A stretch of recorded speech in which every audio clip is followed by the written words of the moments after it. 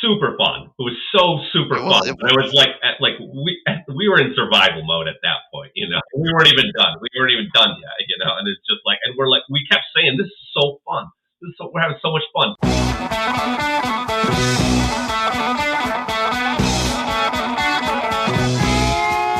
Welcome to the Low Tide Boys, a Swimrun podcast. I'm Chip. I'm Chris, and this is episode 173 of the show. On this week's show, we don our alternate personas of the FOMOBUSTERS as we recap this past week's Swimrun Lake James. We're almost positive that if you weren't at the race that your FOMO level was off the charts, and we're here to help. Joining us to recap the event are Matt Skavnak and Pat Lowam, A.K.A. Team The Water Buffaloes. This was their first time racing Lake James, and we'll be reliving all the sights and sounds of this classic swim run with them. But first, training update. The training continues, and we'll be engaging in extracurricular feats of endurance for the next few weeks. But other than that, you can find us at one of two places. Yeah. In the pool, crushing laps like it's nobody's business, but it's our business, or on the trails. Yeah. Sometimes almost at the same time. Almost. We had a unintentional flyby this morning on one of our runs, so that was yeah. I didn't see the text till later, but Chipper, I need more than 8-minute notice before you. Yeah, well, I like, hey, I'm leaving right now. If you're also leaving right now, and you somehow get this, maybe see you there. If not, no problem.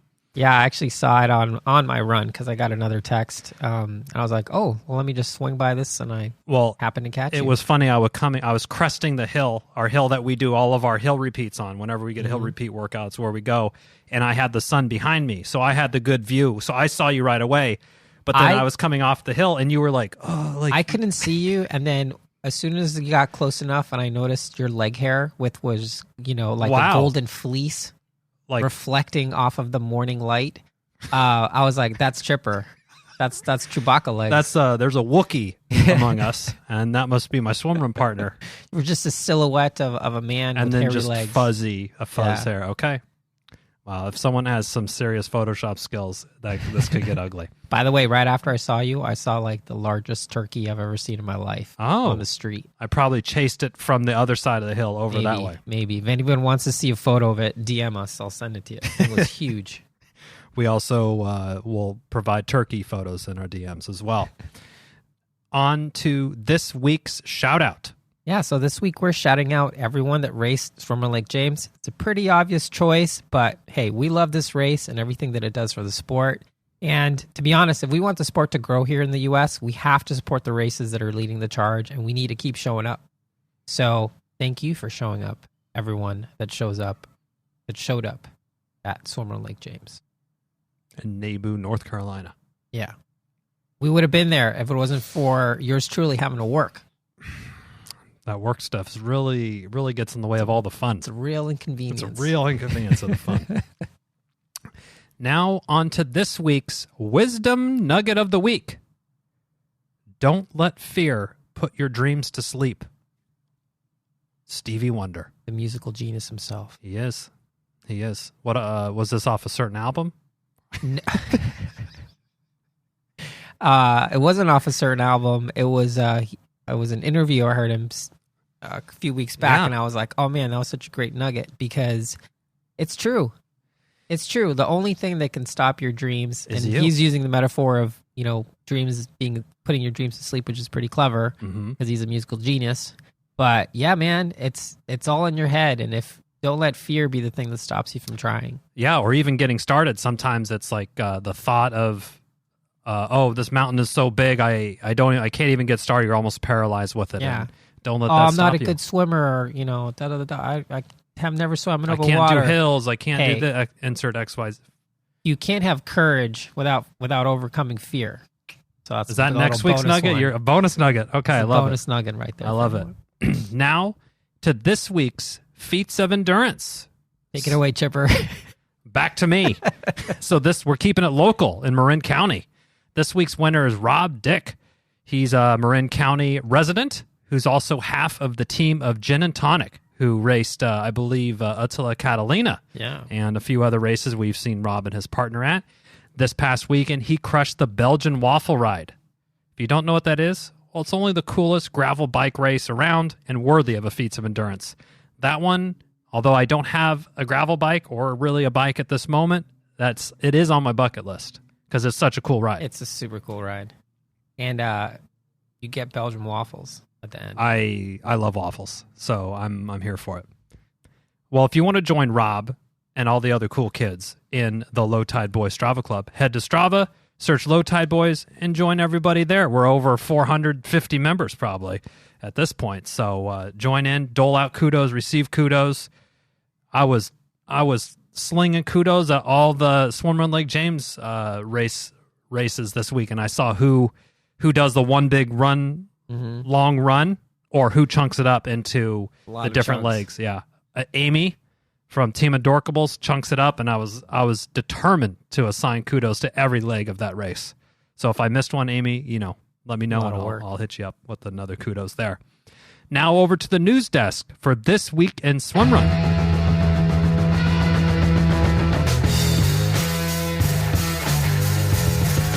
All right, now for the news. Starting in the bummer department, Swimrun Man's Grand Lac de la Frie will not take place in 2023. And we will miss, from a distance, that diabolical vertical K at the end of their long course. Remember that one? It's basically like... Oh, right up the side of a mountain. People slipping, just sweating. In happier news, Swimrun Man's Gorge du Verdon is taking place this weekend, and this event offers 3 distance options, including the quote-unquote Ultra Haute Mer race distance. It's only a tier 3, so you only get ranking points towards the World Championship. Okay. But this will be the first race of the year for a lot of folks, and we can't wait to see the photos and videos on the internets because Swimrun Man definitely does a good job. They do. Pumping out some weekend content. In product news, the forever popular and forever out of stock Arc Sports Kangaroo tops are back, sort of. If you want to score this amazing piece of kit and one that we would highly, highly recommend, would you co-sign on that, Chipper? Without question. All right, then head on over to arcsports.com to pre-order your top. The site states that they expect to get them back in stock in May. We don't know, beginning TBD. of May, end of May. May. We're just the messenger. We're just here. the messenger, and they will be mailing them out straight away once you get there. So if you want to get one of these, and we recommend you get one if you don't have one. If you have one, maybe you want to get another one because you never know when they're going to be back in stock. Head on over to arcsports.com. That's it for this week. Reach out to us if there's any swimmer news you'd like for us to share on the show. Yes, now for a little bit of show business. So if you're like us, we're experiencing major FOMO over missing the Swimrun Lake James. So we thought it would be great to host a virtual post-race party, meetup, virtual hangout sesh to get everyone's race report on how the day went, etc., etc. Join us on Zoom on Sunday, May 7th at 6 p.m. Eastern, 3 p.m. Pacific, 12 a.m. Swede time for a casual virtual meetup to chat about all things swimrun. Link in the show notes. There's a Facebook event where you can find all the required links for joining us on that. Will be a great time. All part of FOMO busting. We're here to bust FOMOs. Speaking of busting, FOMO busting, let's jump into it. The Swimrun Lake James race recap with Team Water Buffaloes. Yeah, it was really great to chat with Matt and Pat. They've been patrons on Patreon for a while now, so it was super fun to just talk shop with them. Yep. In this race recap, we covered the whole experience of Swimrun Lake James. We quell FOMO. And we talk about what the future looks like for these two buddies trying to get to Attila. This was a super fun conversation, and it got us super stoked for the season. Weather. There was weather elements. Weather. Sights, sounds, muddy stuff. All sorts of elements to deal with, yes. which what makes Swimrun fun. Yes. By the way, make sure to check out their blog. It's thewaterbuffaloes at blogspot.com. Also, had no idea that Blogspot was still a thing. I think the Water Buffaloes and Team Adorkable are the only two that know about Blogspot still existing. I didn't know that either. Yeah, I used to have a Blogspot, by the way. Is it Google? Is it a Google situation? Google I property think eventually, now? yeah. Okay. Anyway, let's load up our packs full of water. Where do Water Buffaloes keep their? We'll you have to listen. We'll have to listen and find out on Team Water Buffaloes. So let's bust out the FOMO. Let's jump into it with Team Water Buffaloes to hear how their day went at Swimrun Lake James. The Water Buffaloes.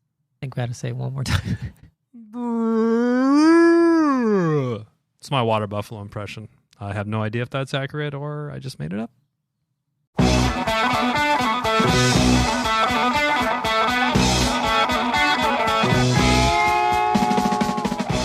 Fresh, hot off the heels, hot off the presses, whatever you want to call it.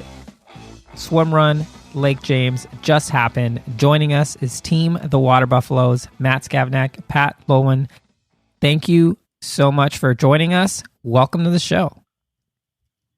Thanks for having us, guys. We're excited. Yeah. So we were talking right before we got on. This whole thing came together really quickly. We were experiencing a ton of FOMO. We started hearing from folks. First is like, hey, how come you guys aren't here? We're like, yeah, we know we're not there. Okay. We know that. And it sucks for us. But yeah, everyone seemed to have a great time. And we're like, you know what? We should do something about this because we want to know, we want to hear the stories. We want to get our own FOMO busted. So we're like, let's have a team. You guys podiumed third place. You guys are supporters of us on Patreon, which we really appreciate. So before we get into race stuff, we know you guys are on the quest, the official Swimrun quest. Tell us the genesis of how this came about. Well, I mean, I guess it started with me, so I guess I'll start. I mean, I had some friends locally who, had talking about there was the Odyssey race that was in northern Michigan. Like, I don't even know where it was. Ludington. No, they had one the year before, like Les Chevaux or something like that. Island. Oh, yes. We ran one year, and a couple of friends we had talked about doing it, and like we didn't know anything about it. And we're like, how do you run in your wetsuits and all that kind of stuff? Kind of rolled my eyes at it, and I mean, Pat and I are both swimmers and water polo players by trade, so anything that's swim heavy we're interested in, but it didn't really go off. But that's kind of where I first heard about Swimrun, and then I think during the pandemic, really, like I came across like the Catalina video that Utilo or however you pronounce it, how that video came across and it's like mind blowing. And I was like, I got to find someone to do this with me. And I'm like, who will do this with me? And Pat is definitely the guy. So he called and was like, yeah, I'll do that. That sounds terrible. Let's do it. I love that motto. That's our unofficial motto as well. Horrible idea. What time? Exactly. So Pat, how was the arm twisting to get you to sign up for a Swimrun? How was it? It wasn't hard. Did he even have to twist? No, he doesn't. He didn't have to buy you dinner or anything. No, I'm a good follower. Nice. I'll right behind him, right into the water. Nice. No problem. No questions. I coached Pat in water polo when he was 17, and so we've been playing water polo or coaching together for years and years. And he took a break after Ironman when he thought having his second and third kid was going to give him more time to train. And then he had 4 or 5 years off. And, this was just a great way to try and get involved and not have to do the bike. Yeah, definitely frees up a lot more time. Those big weekends out on the road are. Yes, it does. The kids. No, and Pat's a stronger swimmer and stronger runner. So he says that, he gets the enjoyment. It's a win-win for him because he gets to watch me suffer, and generally he's not going to be the one that's tired and exhausted. Although, not giving spoilers, this race turned out a bit differently. Nice. Hey, well, we love that. And how about the team name, Water Buffaloes, and the blog, by the way. Congrats on that. I mean, I didn't really stick that well with the blog. I'm working on it. The Water Buffaloes. Well, we had to come up with something fast for the last one, and we were team passive aggressive teamwork, like PAT for short. In our first race, that was the best we came up with. And we're like, we got to come up with something better than that. And it came down to the Water Buffaloes, which seemed like kind of a natural fit. We're both kind of big guys. Yeah. And in water polo, when I don't know if you ever seen anybody thrash their head in the water before games, we would do it constantly. It's called the Water Buffalo. Oh, okay. And, just act like you're nuts. So that kind of came up, and it was between that and double cheeseburger with fries. and we're both kind of fast food connoisseurs. So the water buffalo seemed like the natural fit. Yeah, it rolls off the tongue a little easier, and it definitely fits on a shirt a little better than just like what your order would be at In-N-Out Burger. Well, I guess you guys have you had it? They don't have it in In-N-Out Burger in Michigan. Michigan. Right, you don't have it over there. We've been to California. We're not savages. Okay, and so you put Attila, the Swim World Championship, in your crosshairs, so to speak. When did this come about? Was it after a race or two that you all did together, or how did that become sort of your mark? Pat, do you want me to take this one, or do you? Yeah, absolutely. Keep talking. You got it. The extrovert and the introvert. I don't know. It seemed like doable. I mean, part of it, like listening to you guys' podcast. I don't think the very first race we were like, oh, we could do this, but it's just like, part of it is you guys just make it seem like, well, it's possible, and I'm like, why not? Why not have a big dream as opposed to like a small one? If you're going to do it, I mean, the swim aspect of this, like every team we come across seems to be like concerned about the swim. Like we're concerned about the run, like not like the whole time, like not the swim. Like, so like all the miles of swimming, that doesn't sound that bad, It's just like, can we run that far or walk it? Do we have enough time to walk it? So I don't know, like do something big, and Sweden is cool. Sounds like a cool place to visit, and and it's kind of like, if they'll let jokers like us in, let's do it. Well, if they let jokers like the Low Tide Boys in, then it's pretty much anyone. We pave the way for anybody. That's true. That's true. Well, it's funny because when this episode comes out, our wisdom nugget of the week is don't let fear put your dreams to sleep, and you guys are sort of the embodiment of that. That was Stevie Wonder, by the way, where it's like, hey man, you got a dream, don't let fear be the thing that stops you. Yeah, 100%. And like Pat just does whatever I tell him to do. So if Pat's like, I'll go to Sweden. He says my second career should be as a travel agent. It is. Books everything. So how many swim runs do you guys have under your belt at this point? We're up to a good old 2. End of 2. Hey, you know what? That's great. Because Swimrun Lake James is such a fun event. Yes. And the second we were trying to book the time to do this, I think it was you, Matt. You just started giving me all these details. It's like, oh, you're undersold at da. So, but before we get into how bad our course preview was on this thing, can you guys give us a little bit of the flavor of what it was like going down there, getting to Nebo, meeting Kristen and all the other swim runners for the race? Come on, Pat, you gotta talk. Yeah, Pat. No, this is you. Go for it. This is well, we in our wisdom decided to drive, and it's 11 hours. So so we decided to drive, and Pat's wife didn't end up getting to make it last minute, so it was just my wife and me and Pat for 11 hours down there. So I had Pat as a captive audience to nonstop talk strategy and give him the Low Tide Boys course preview podcast, his first exposure to it. You didn't, and you guys did convince him to take a gel before the start of the race, which is huge. Oh, that's good. I did take one before the race. You didn't force 11 hours of Low Tide Boys through your speakers for everyone trapped in the car with you? That was a suggestion. My wife, it was the second time my wife had heard that podcast too.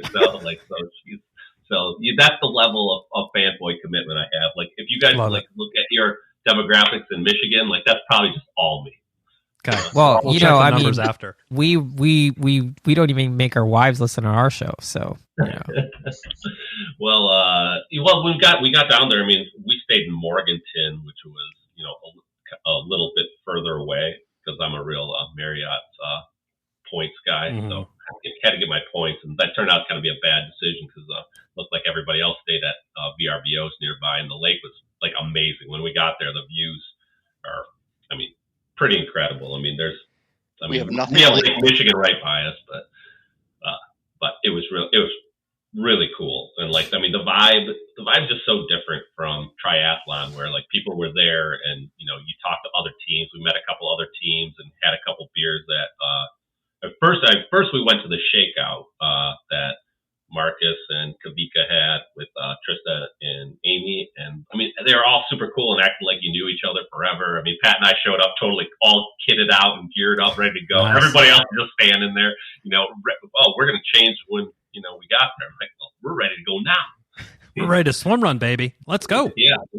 Like we didn't know what it was going to be. So, I mean, just the vibe was really cool. And we ended up doing like a short little, the last couple islands is what we ended up doing, kind of back and forth with those guys. And I mean, how cool is it? How cool is it to have those guys showing you what it's supposed to look like, and kind of gave us a few tips. And, it was just kind of like, it was eye opening that like, our transitions, calling them slow is, is an insult to slow. So we got a little bit better view of it. I mean, I think that saved us tons of time, right, Pat? I mean, like that. Yeah, their slow was hour fast when they were just showing us the transitions. It's amazing how quickly they transition from water to land, land to water. It's just one continuous motion where we'll stop, we'll throw things around us.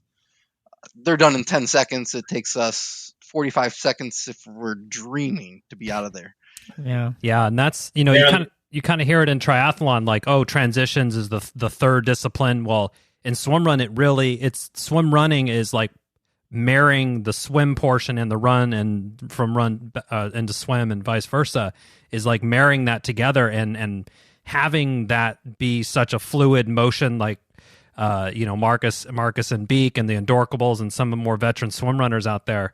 It just, one, it's a thing of beauty. Two, you just see how much time you can pick up throughout the race of 30 seconds every transition. And in Attila, there's 46 or 46, something. 50, who knows how many. Yeah, if you spend 2 minutes at each one, that's like basically a couple of hours. Yes. And the water in Michigan right now is, and until very recently, it's been like in the high 30s. So like we're not getting in. Lauren, who was there who was originally from Chicago, was giving us a bunch of crap about complaining it was cold.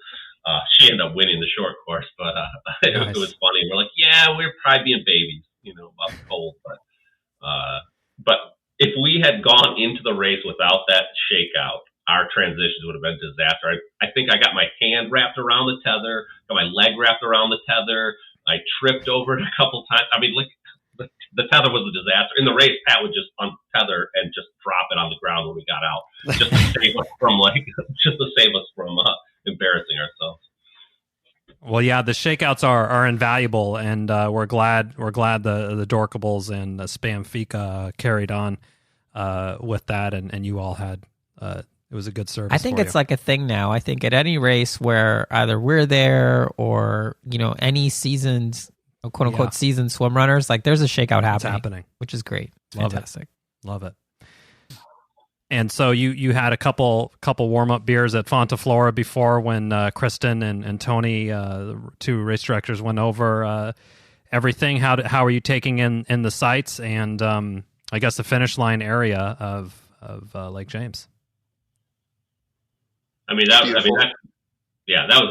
cool venue. It's like the pictures don't really do it justice. Just how big that kind of open area is. Yeah. The open bar kind of area, and then just a field full of tables, and we went and sat at a table and had seen a couple guys at the Shakeout swim, the Mama's Boys, and they came and sat with us, and we tried to convince them to change to the long course, because short course is, You're doing the good work out there. I love to hear it. Yeah. Already doing the Lord's work. Yeah. We think we might have them convinced to do long course at Casco Bay. They've already done the short course. Nice. Oh, yeah. That's exactly the argument I'd make. And so we heard tell of, and we saw the thunderstorms that showed up race morning. How was the weather? What was the weather report like? The at the pre-race briefing, and was this a bit of concern that folks had, or how was the sentiment around the weather? Go ahead, Pat. You can talk about the weather. So the weather beforehand was 85, sunny during the shakeout. Absolutely gorgeous. Something you don't want to race in. Yeah. Yeah, definitely warm. Not. You don't want to race in that. The morning of the race, I think we were up at 4:30. It was thunderstorming, lightning, and you were wondering, Are they going to postpone? Are they going to cancel? Last thing you want to do is be there and they cancel the race. Yeah. It only ended up being a 30-minute postponement. So we Nice. started off at 8. It ended up being only 60 degrees. Rainy, very lightly to start. Perfect. It was absolutely perfect for us. My partner sweats like a madman. Like a water buffalo? Just cool enough. Some rain, keep him cool for most of the race. For us, it also rained during the long run, which also helped keep us cool. Nice. That was about the only time it rained. When we were swimming, it was always it didn't seem like it was raining at all. And the water we temps lucked out on were the weather. very manageable. I think they were in the low 60s, I think, or mid 60s. The whole race is low 60s. At the shakeout, Marcus had measured it at 70, like right at the. Wow. Like Oh my God. 1 foot deep. 1 foot in. Yeah, Trust me, like, there was it some was- cold spots. It was definitely colder than that when you got in. I mean, I screamed the F word into the water, like to try and adjust to it on our first swim. So, and we both wore the VIG.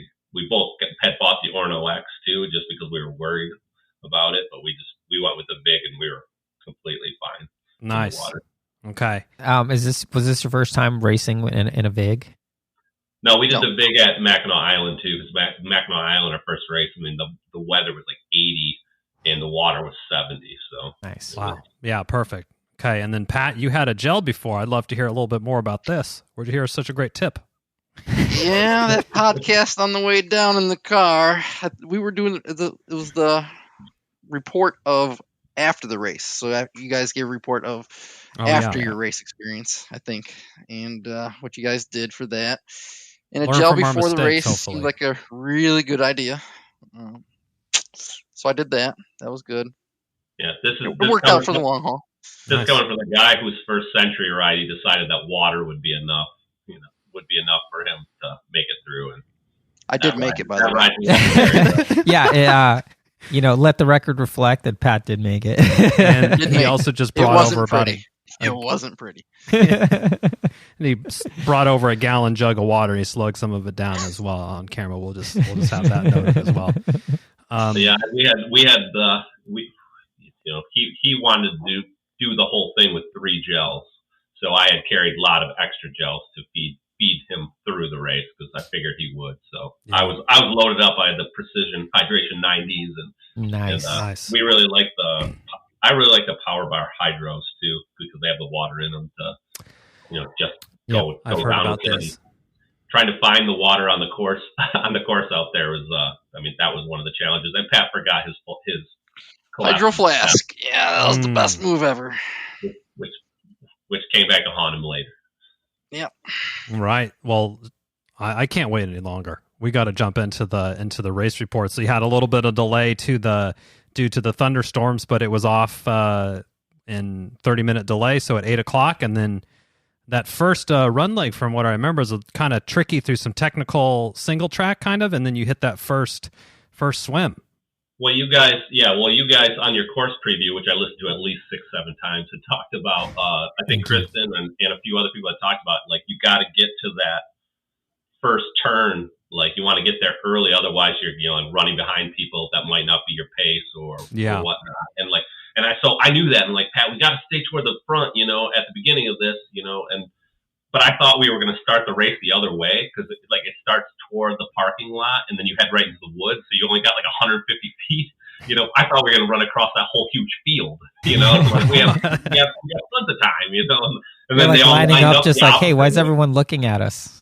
Well, yeah, they all lined up on the opposite side of the corral, and I was like, plans were out the window right there, and seriously, the Boston Red Sox and Spamfica guys and all them. I mean, the race was over for us as far as competing for first, like within that first 150 feet. They were gone. Holy shit, what just happened? Like 6-8 people were gone and around that first bend, and we never saw them again. And maybe we saw them on that first swim. You could see them out in the distance. But we got in the Congo line behind a female team, and it was, they were actually at a good pace to keep us, from killing ourselves on the first leg. But it's we didn't know. I mean, Pat, do you know the difference between technical trail and fire road and like all that? Not a clue. This No. race?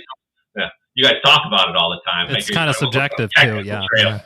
What's technical trail? Well, run through that. It's all little rocks and roots and like everywhere, and there's no place to put your feet. You just got to run on them, and so that first leg was just crazy. And I was like, we were running 4 people deep, and I was the 4th person. It's like you can't really see anything in front of you. And then I'm super tall too, so like my head is hitting every tree branch that's going through. You know, Just going through like water buffalo style, just like knocking shit over like a bull in a china shop. Rough and tumble, dude, like a water buffalo in a swim run. 100%. It was just like, what's going on, and like what I mean, it couldn't be more different than Mackinac Island. So I mean, it's the first run on Mackinac Island, you know, you run through town, you know, so you're kind of, you know, you're on roads and have a little bit of time to get into it. This thing, you're like, it's hot and heavy right off the bat. Like, you can't slow down either because all the teams are right behind you too. So yeah, and then you hit that first swim, and is that kind of, Pat? You're leading out at this point, I have to assume, and you feel like now's your time to shine and put some time into some of the teams. So strategy-wise, it was to try to get warm for the first 200 and then just start cruising past people. And we did. We didn't come out too hot. Nice. And then we just started catching up to the faster runners, in which we would switch a couple spots during the first 2 islands. And we dominate swimming. They dominate running.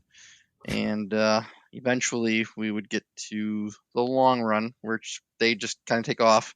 And then we were by ourselves on the long run for 5-6 miles. We thought we would get past a lot during that run, but it took the next team maybe 6 miles in before they caught us.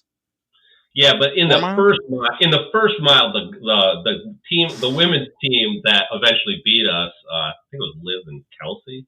Yeah. Two girls who pull, and we're running on that fire road, and you get to the first aid station, and there's a turn that we didn't know and they didn't know. They went straight, and so I followed them. We followed them. Yeah, we followed them, and my Strava instantly told me I was off segment because I'm a Strava stalker, and I found all the segments and all that kind of stuff. So I'm like, nice. We're off segment, you know. It's like, did they change the course? And then I saw the girls like up ahead at like a road. They're like looking around, and it was U-turn. It was like U-turn. We made a wrong turn and had to run back. But even at that point, that first mile is like all uphill, and Pat and I that's when our conversation started. Like, what have we gotten ourselves into? You know, because our calves hurt so much from those little islands and getting out. Climbing out of the water, climbing out of those little islands, you know, the island hopping. It's like, well, yeah, you got to climb up, but then it's like 8 or 10 feet. You know, it's not. It's like over my head. You know, I'm like, I was kind of like, how are the little teams going to get out of there? You know, but navigating. That was pretty interesting, but that was also the moment where Pat says, he's like, where were your low tide boys on that one? You know? Directions. Yep. Yeah. I mean, didn't tell you to make a turn at the aid station. The aid station. That's right. Yeah, well, you know, we also have all sorts of shows you can listen to, Pat, on Heads Up Racing. So that's our big disclaimer. There's our rebuttal.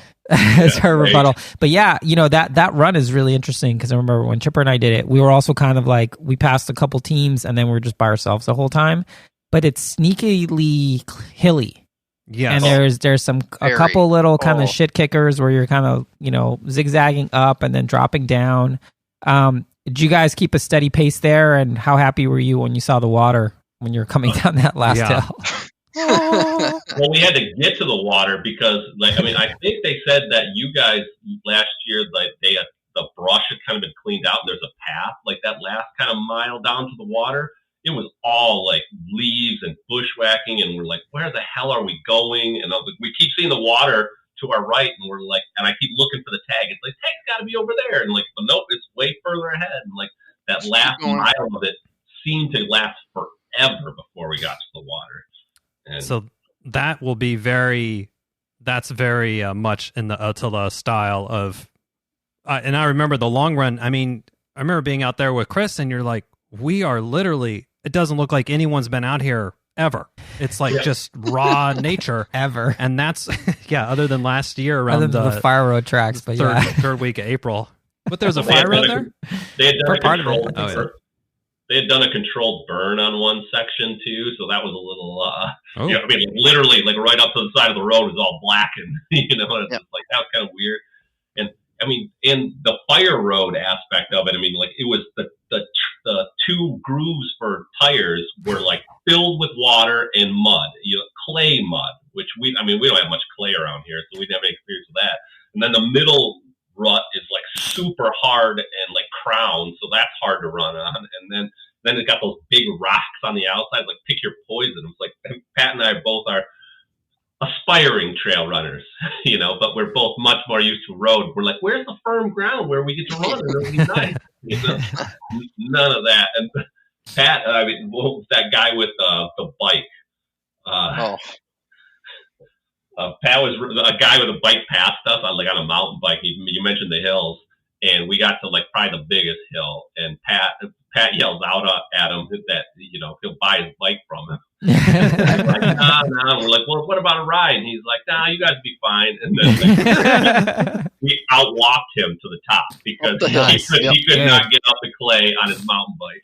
Good. Payback. Yeah, I remember the exits they're definitely, you have to make your own way, and it's some scrambling out of those. And even last year we didn't have a rain situation, but it was definitely muddy and slippery. I would imagine that was the case this year, but worse. Yes, I don't know how bad it was. Bad. Let me ask you like a gear question, Pat. What shoes were you guys wearing?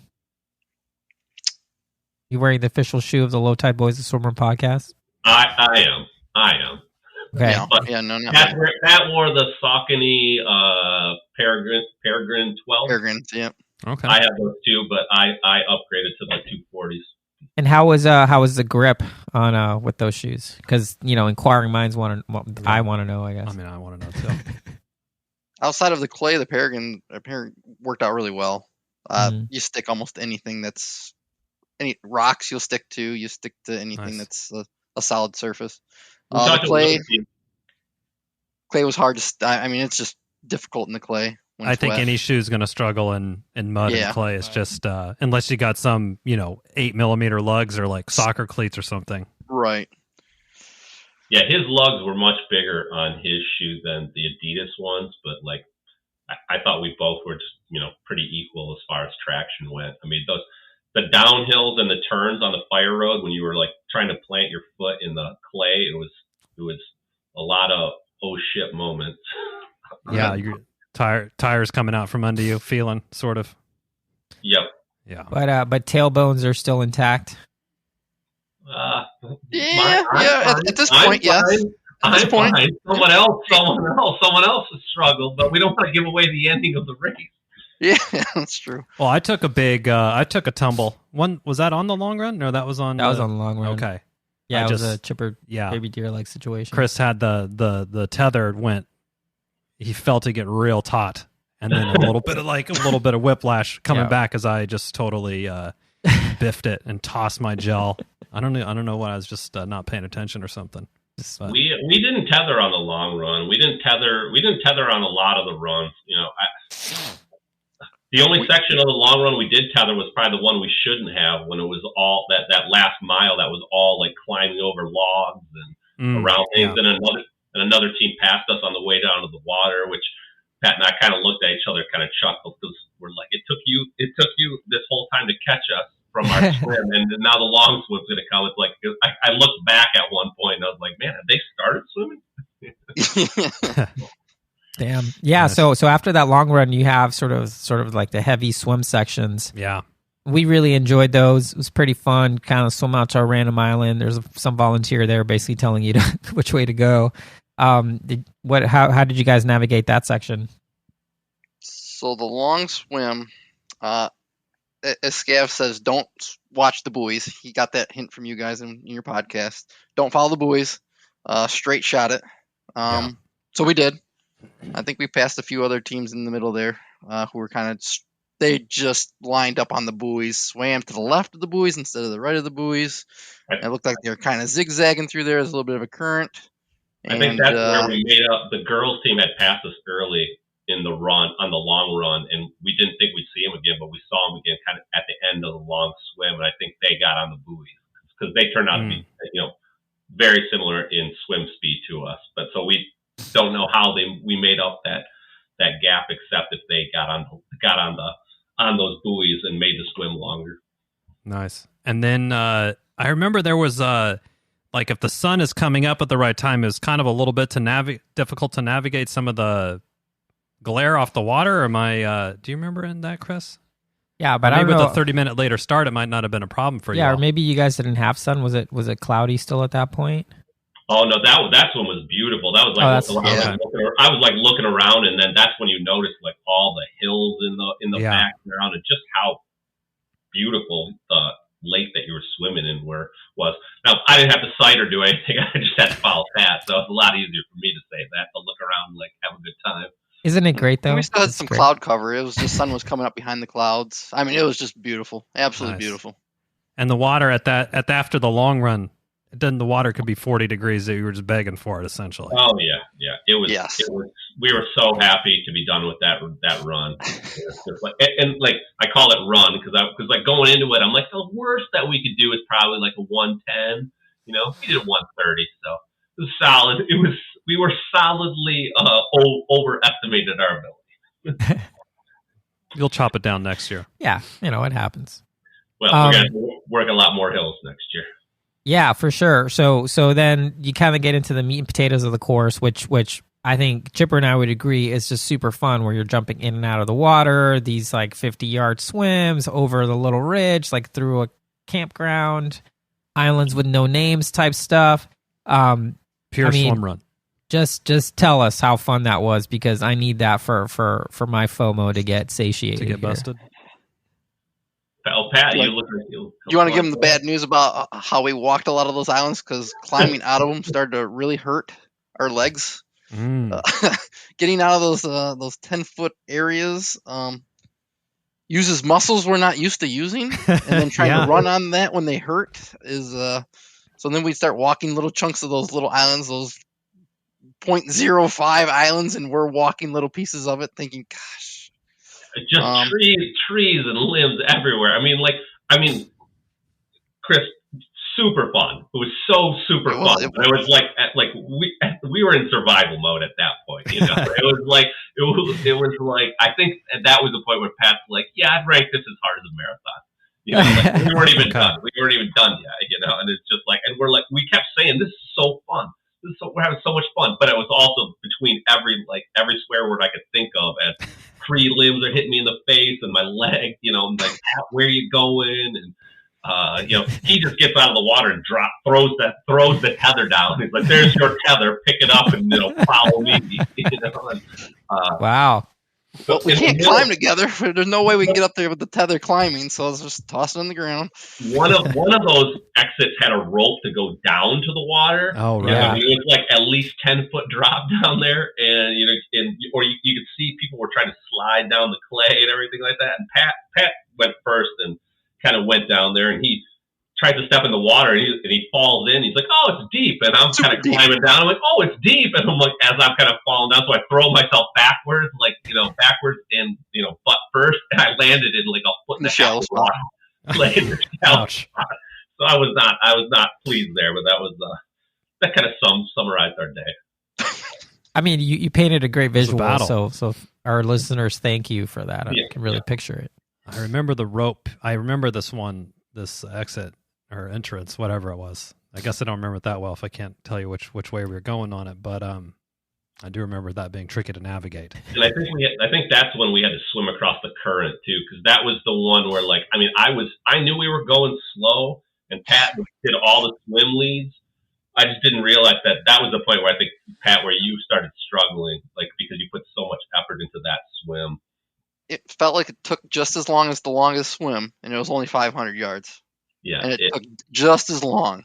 And we were right behind the girls, and another team was right in front of them. And I was like, oh, we're going to go catch them, like no problem. And we made no progress on them. None.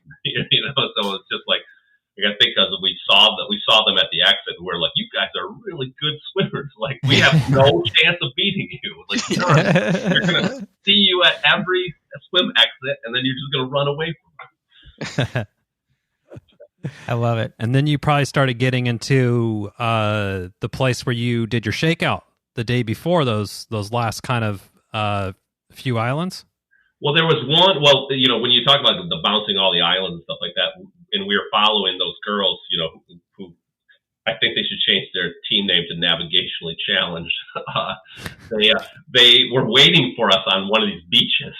We got to it, and they're like, "Are we going the wrong way?" And like Pat and I are suddenly like, "Oh shit, are we going the wrong way?" Like, we're following you still. We were following you. We've been following you the whole time.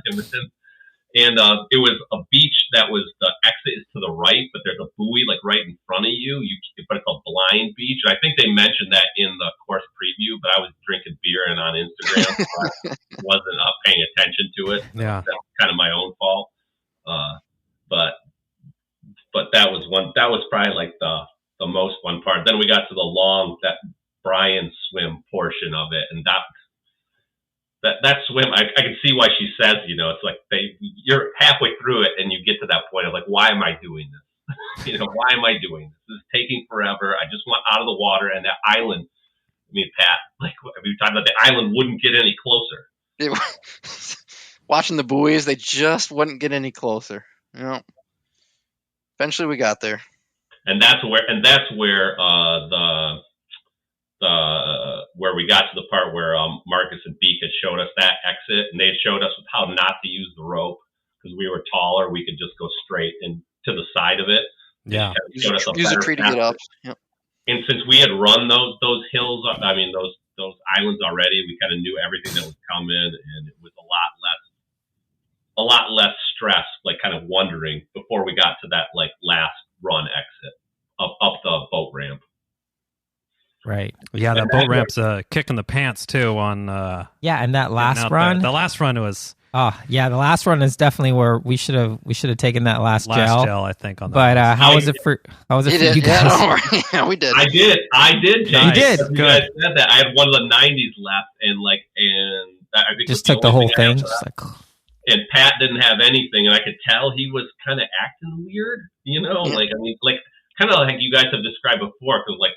The only thing we didn't anticipate was that Pat would have a problem, and not me, and I think it's probably because he led all the swims, I didn't have to work quite as hard there. And so, I gave him some of that 90 and I took the rest of it. And then we just went, we saw a couple of swim runners that looked like they were a couple, but might not be a couple anymore. From the short course. They were the maximum distance, that 10 meters apart on both sides of the parking lot. Oh shit! Still tethered though. The girls were walking up the boat ramp at that point, and we were walking after them, and we're like, "We're gonna catch you! We're gonna catch you! Keep walking that boat ramp." And as we were saying, run too. But they got lost again. We came. You come out of the woods. You come out of the woods, and you got to turn left on the Arch Bridge. They didn't. They got lost. One of them went straight. One of them went left. Oh, and they're like, which way did we go? And we're like, what are we, tour guides? and so we were running, the four of us, across the Arch Bridge, and we get to that last mile section of single track going back up that, and it was just like, we're like, they would have beat us if they hadn't had, solidly, if they hadn't had navigational issues. So, we're like, you guys go ahead. We're not, we don't want to turn this into a race ordeal, and whoever goes first has a clear advantage there, because getting around anyone in that section, like I wouldn't want to be trying to pass someone in that section. And then Pat proceeded to trip twice in like 500 feet. Ooh, yeah. That's the danger at the end of that race. By the way, for everyone listening at home, it's episode 71, Swimrun 201, Heads Up Racing. We're gonna have to put that one in the feed again, just to bubble it to the top of the inbox. You got a heads up race. We can't be getting lost. Yeah, and it was a funny kind of end. Fortunately, Pat wasn't hurt, but it was just kind of one of those things where where Pat knows I'm never going to stop talking about this race where he bit it twice and was basically bonking at the end because he didn't want to take his nutrition. All he had to do was take his nutrition, his 3 gels. I think he ended up taking like 5 or 6 because I kept giving him mine. But it's a good learning. I'm going to let you lead one of those swims next time. I think that's a wise that's move. a good idea. I think, Pat. You're on the right. So you see, I tried a couple times. So you guys make it to the finish line, and you're on the podium. So you found your way into 3rd place, I believe. That must have felt like I'm sure you probably don't need a gel after that. No, yeah, we didn't. We definitely lucked out on the participation side of our competition, but you can only race who's there. So exactly. That's what I always say. It only race who shows up.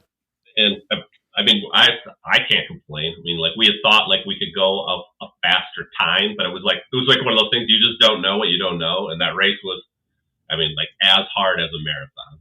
So I mean, probably harder. It was just sort of mind blowing. It was really cool to be, to do the podium with the guys and stuff like that. And just, hey, we got 3rd. And but I immediately wanted to post something on Instagram. I was like, hey, low tide boys, this is what happens when you let jokers like us. You go up, jokers like us end up on the podium.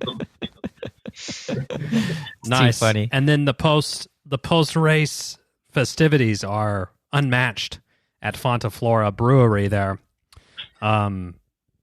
I think they have 12 taps or something. They have the whole brewery, and then they have the separate sort of Swimrun Lake James piece. So, and it's always a great time sharing war stories with everyone. And it looked like the weather was cooperated for the post race festivities. Up, yep. Yeah. The rain kind of came kind of intermittently. My wife had volunteered and did the food and the awards and all that kind of stuff. Like the whole time with another mom, and so she was there, and she's covered up in her rain jacket and freezing most of the day, and then I was drinking everyone else's beer because everyone kept giving me their free ticket. I got the Mike Lyle's his beers because they left early, and then Marcus and Beak didn't drink theirs either, so I drank theirs and I gave one away to Christina's birthday or something like that. So wow. Pat got rehydrated. It sounds like Pat watched me get drunk. He drank all the winners' beers. Yep. Yeah. Still doing the Lord's work before and after the race. Now let me ask you guys. Okay, so you have a big goal up ahead of you. You're trying to qualify for the World Championship. This race, I would say, is definitely, sort of an arrow in your quiver in terms of experience. Absolutely. I know we're recording this on Tuesday. The race just happened, 4 days ago. Have you had some time to reflect, and what do you think you're taking from this race to further your swim run quest? Well, we had a lot of time to reflect because we got a nail in our tire in the parking lot, and it was a Sunday in kind of backwoods North Carolina. So finding a place that was open to fix it, we could have risked it on a slow leak, but that's a long drive to risk, and blow out in the mountains would have been bad. So we ended up leaving about 3.5 hours later than we wanted to, and I mean, I think the big thing we learned is that you just got to keep doing more and more strength work because the speed. It doesn't matter how fast you can run if you can't handle the terrain and the ups and downs, and I mean, Pat and I were blown away. Our calves were just, like I said, were just destroyed early in the race, and we're like, that hadn't been a problem at all in training because we hadn't done anything like that. We definitely need to up our. I feel like we've leveled up, but we still have a long way to go. Yeah, Iron Maiden said it best: run to the hills. Iron Maiden, and that will help you with your strength and your footwork and all that stuff. So, indeed. What's next? Where will we see the Water Buffaloes next? Casco Bay, I hope. Oh yeah, it's going to be head-to-head matchup. Nice. Why do people always want to have a matching up? We're not matching up with anybody. Everyone always wants to match with up you the whole time. We're gonna hold our tether across in front of you and try and delay you as much as possible. We're trying to. Pat and I have our water polo background, so we're trying to introduce fouling to swim run. We want to bring it. Yeah, you guys can rough it up with the best of them. If any of those swims get too sporty, you guys know all the tricks. Yeah, we gotta try to manage not to get eaten by sharks. That's my fear, like my anxiety about. They don't want to eat you. You could always wear your water polo hat, so at least your little ears will be safe. Those are so cute. How about you, Pat? Like, I mean, again, you still also have lofty goals. Do you think this race kind of helped you it was an wrap eye-opener. your head around like the demands of what you're going to have to do? Yeah, it was a good eye-opener on what needs to be done, strengthen the legs. Climbing. Didn't think we'd have a lot of climbing.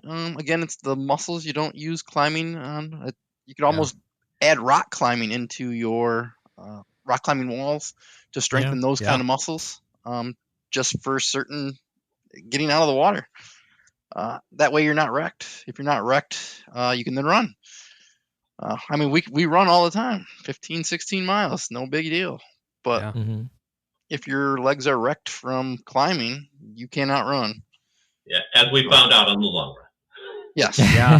The long run walk.